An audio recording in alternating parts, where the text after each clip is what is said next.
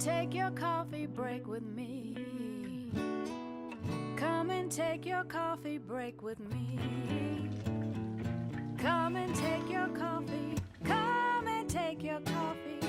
Come and take your coffee break with me.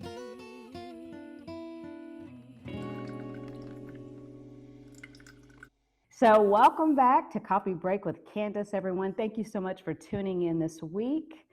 I have a very special guest, and I'm going to let him introduce himself. My name is Ray Prim. I moved here from Poughkeepsie, New York in 1992.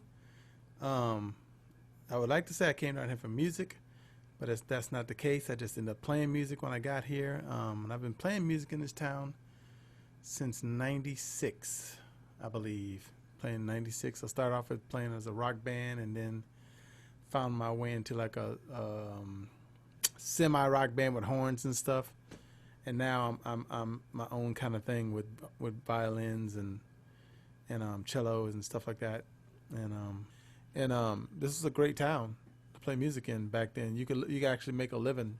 You could have a, in New York and all those other places, New York and LA, it's much harder to live, You'd have to have like 2 or 3 jobs, but I was able to be a full-time musician for like 10 years, no, 12 years, without having a job and just playing music. So Austin allowed that. It wasn't that expensive back then, and you made money, and it's pretty good. Well, I wanted to be a rapper, but I'm not good at rapping. So I suck at rapping. I realized that, and so I went to I just happened to, my friend, they like Depeche Mode, and I was like, I'd never really listened to them, but if, somebody gives you free tickets or whatever, you're going to go see whatever, you know what I'm saying? Especially when you're younger, you're like, yeah, man, I'll go to the concert. And I went to that concert, and I was like, man, this is actually pretty cool. And how the energy, that guy, the leader of that band, how he had everybody doing what he wanted and stuff like that, I was like, man, that's cool. I didn't know what I wanted to do at the time.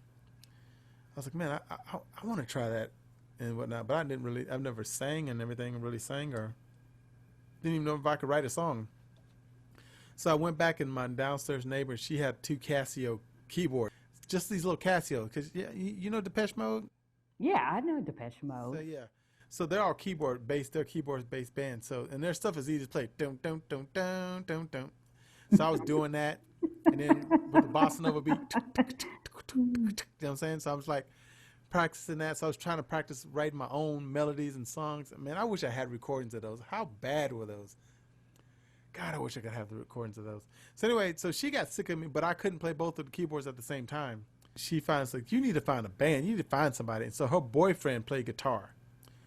And so what I realized, sometimes you don't know what you can do. What I realized that I could do is if I hear chords and stuff, I can sing, make melodies up quick. It was easier. It's like it just came to me. Not something I learned or whatever. And so he came over, he started playing these chords, and I just started singing. He's like, man, it's like, whose melody is that? I was like, I just made it up. So he wanted to start a band. It's like, so we started a band, and he was like, I didn't play any instruments at the time. And he's like, there's a band called King's X. He's like, I was like, I don't know if I can play rock. It's like, I don't think I'm a rock guy. So he's like, so he turned me. I went and saw this band King's X, who has this black singer, and he plays bass, and his name is Doug Pinnick. And he was like, I was like, man, I love him. He played bass. Like, that's what I want to do. But then I was trying to play bass and stand up. Bass back. Well, now they make some basses that are lighter, but basses were heavy, like the Fenders. Man, those things were heavy. I was like, man, I can't stand on stage and play this thing.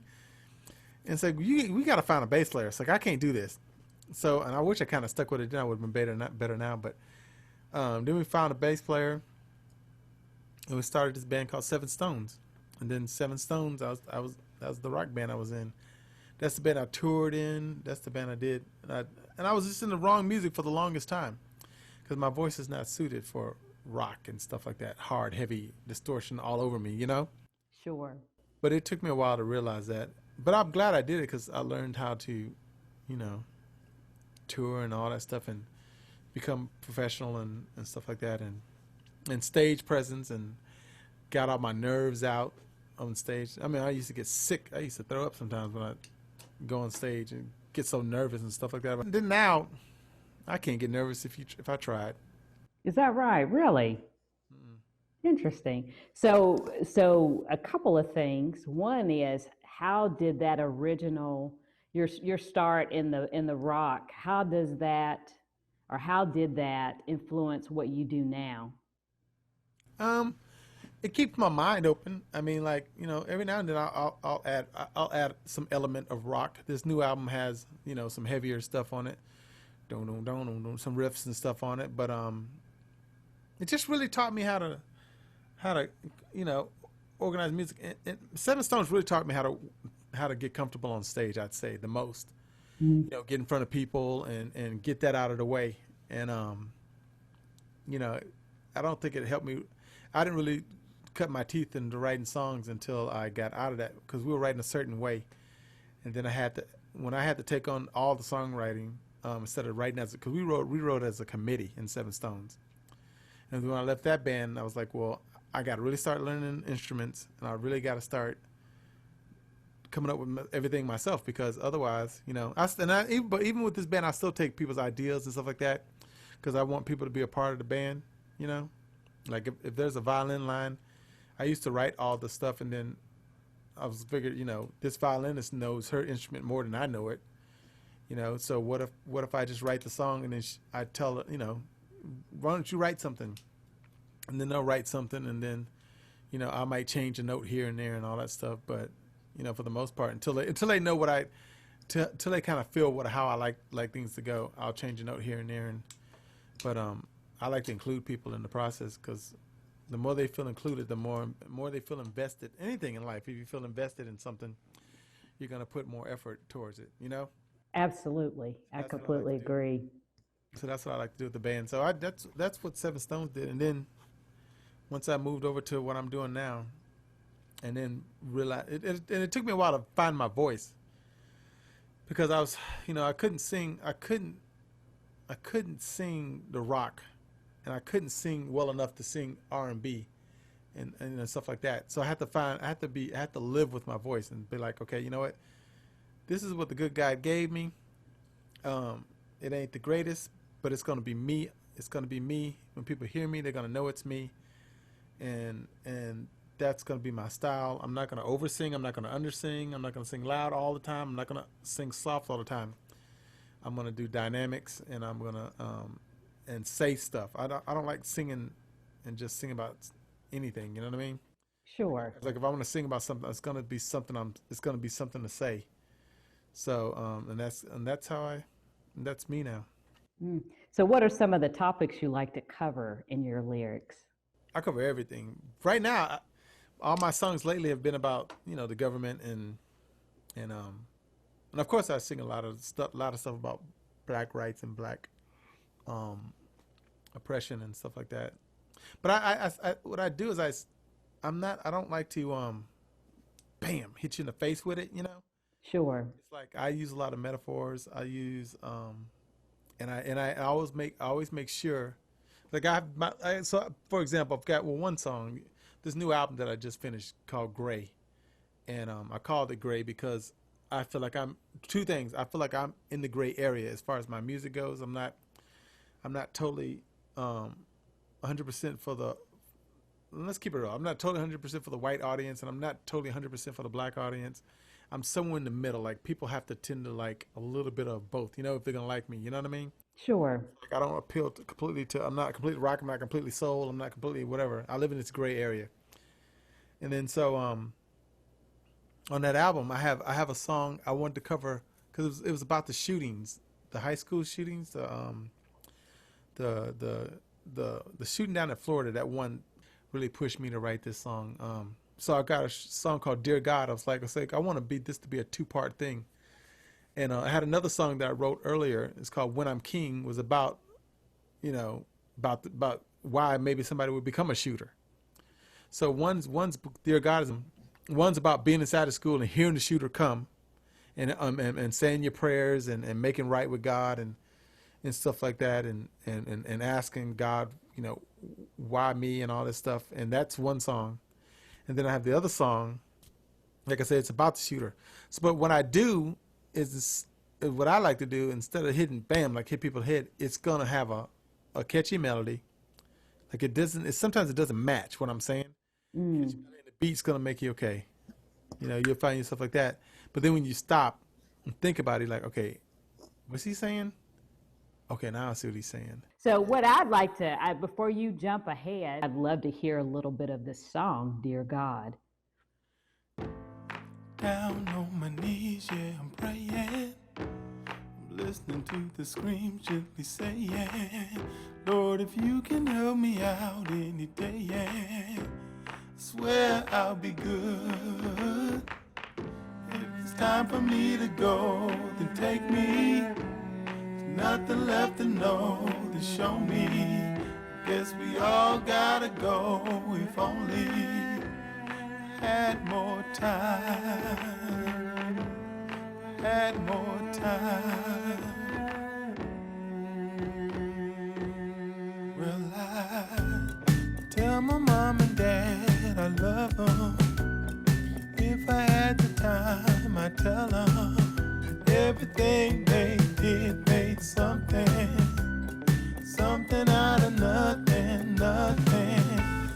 Find my little sister, a hugger. Apologize to her and my brother. 'Cause everything I did was just another way to show I love you, love you. If only I had more time. Bang, bang is all I heard. Bang, bang as I hit the floor. Bang, bang, when is enough enough? Yeah. Bang, bang, my time is up. Bang, bang, there's nothing left. Bang, bang, when is enough enough? Oh, child, God, who do I need to see? Oh, Lord, I think there's been a huge mistake. Yes, why weren't you looking out for me? Oh, yeah. Bang, bang is all I heard. Bang, bang as I hit the floor. Bang, bang, when is enough enough? Bang, bang, my time is up. Bang, bang, there's nothing left. Bang, bang, when will they ever learn? When will they ever? Bang, bang, up is down. Bang, bang, look around. Bang, bang, when is enough enough? Yeah, bang. Bang, bang is all I heard. Bang, bang as I hit the floor. Bang, bang, when is enough enough?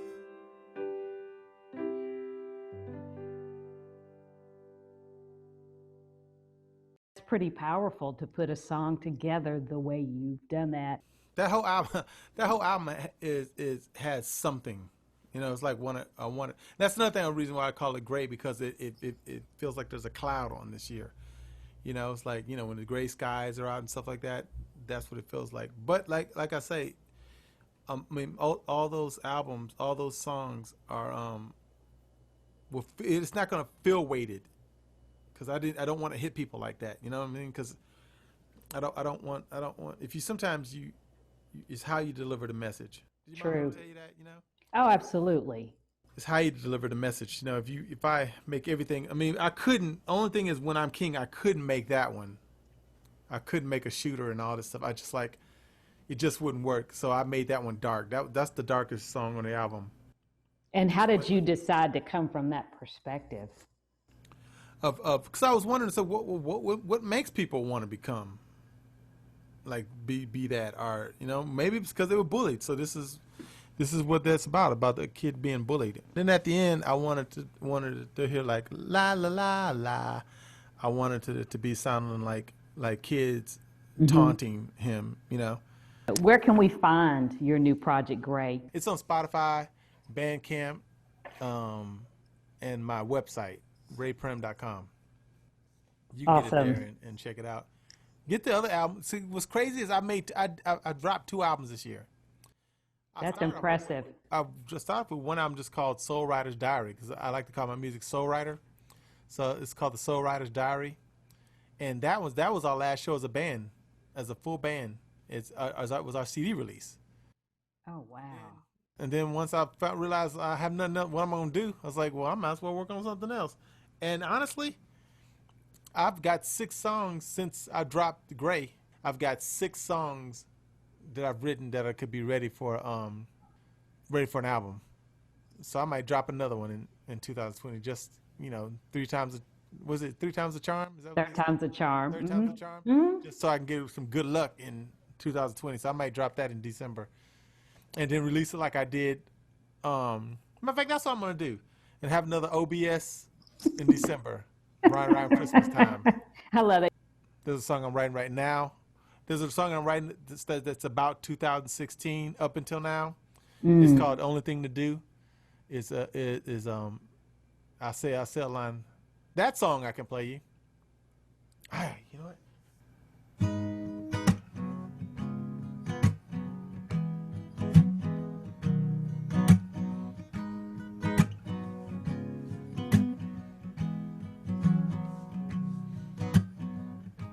Standing on the front porch and looking for a sign.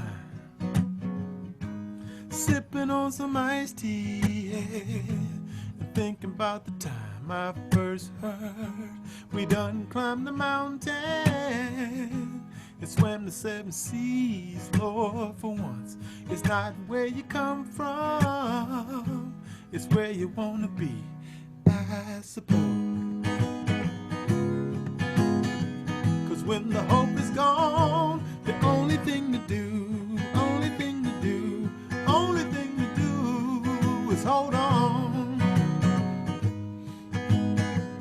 Yeah, when the hope is gone, the only thing to do is hold on. You're buying what he's selling and selling what you bought. On the rooftops yelling, yeah, great things about to come. You can feel it in the air, man, right and gone wrong. He told you what you want to hear, yeah, but little did you know. Yeah, 'cause when the hope is gone, the only thing to do is hold on.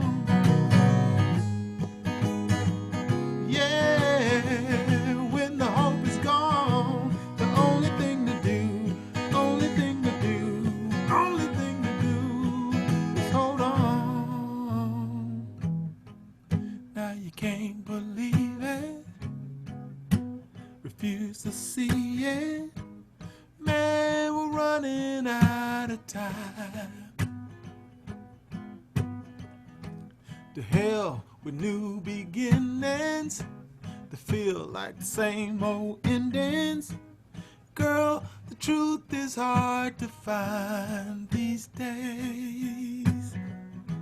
Still, we gotta find a way to make it sense. Smiles are hard to come by, and hugs are long gone. Man, music come a pastime, feel like you can only play for fun. So yesterday is blurry, tomorrow feels the same. The future is uncertain. Lord, something gotta change. Sing it with me. Yeah, 'cause when the hope is gone,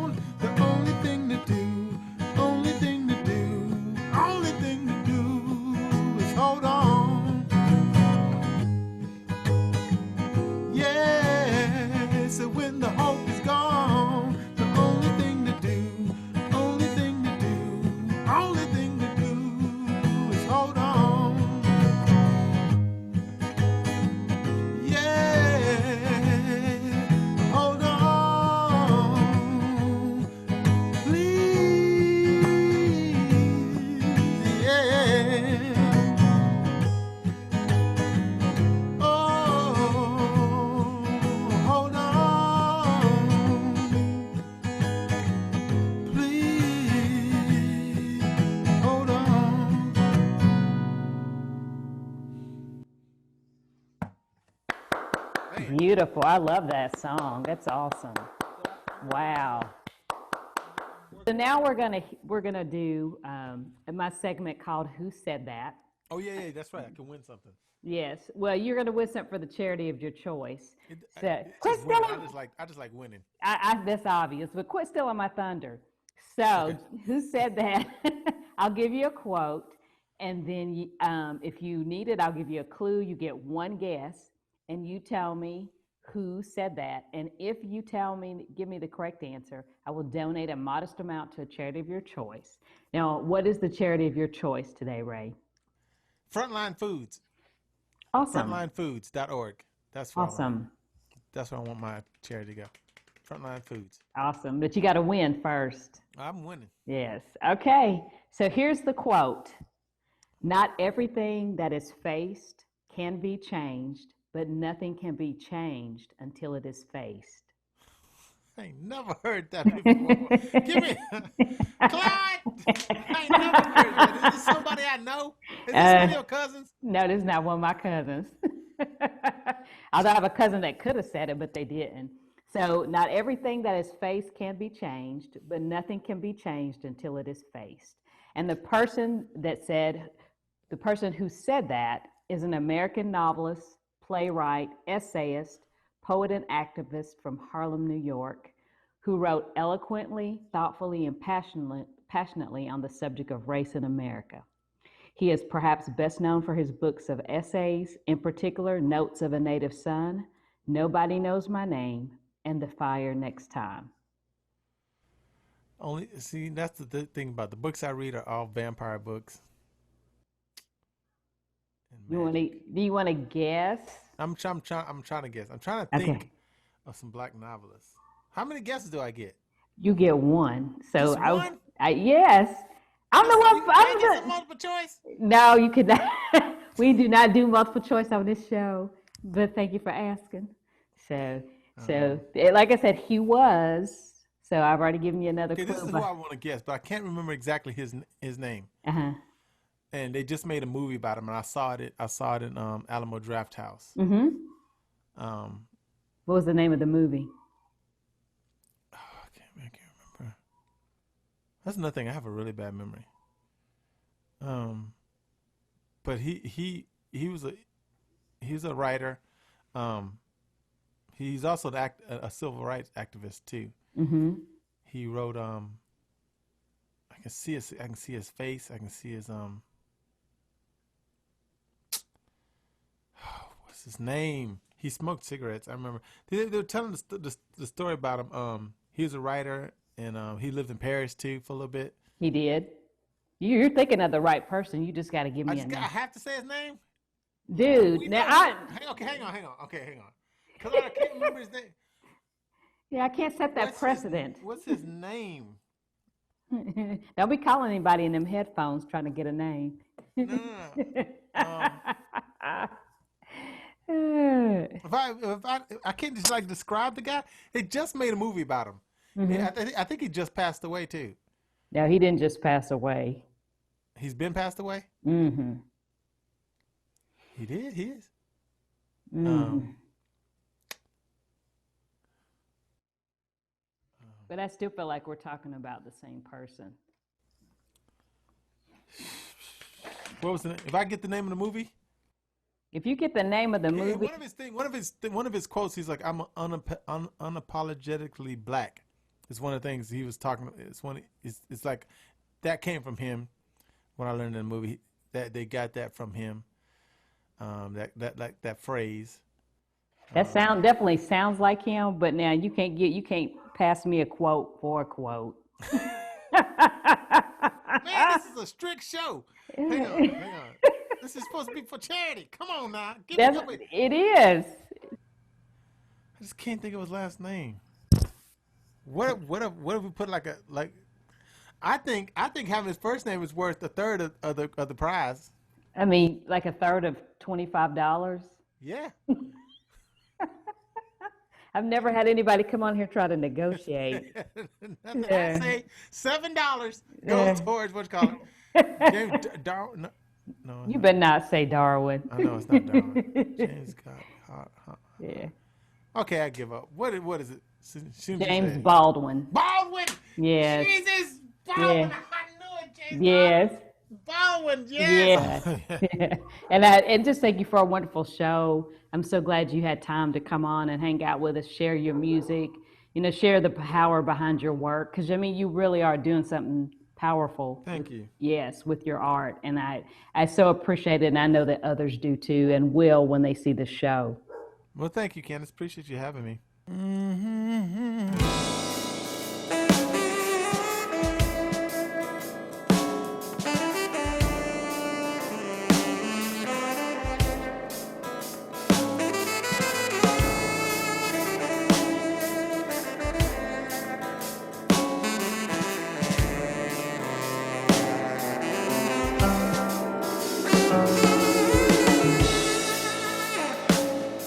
Surrounded by strangers, a belly full of anger, 'cause he still remembers. Oh, he still remembers. A town full of secrets, and all the people who couldn't keep them, how they loved to mistreat him all day long. Someday, yeah, they're gonna bow down. They're gonna crawl out. Yeah, they're gonna worship the ground, then turn around somehow and carry me out. 2 shades from normal, too plain and simple. Lost to resemble anything. Oh, but I was there when he told her, with that chip on his shoulder. Lord, he said it over and over, so gently.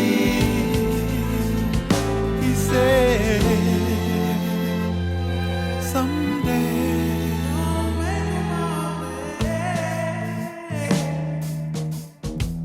he's gonna make them all. Oh, make them all, babe. He's gonna make them all.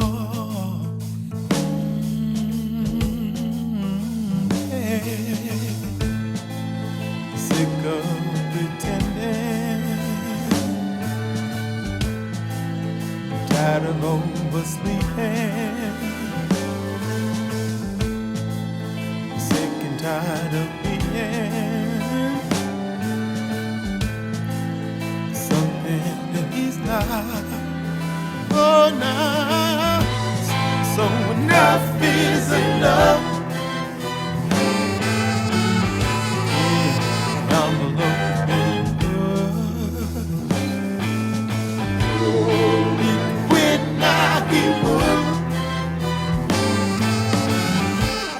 Being something that he's not.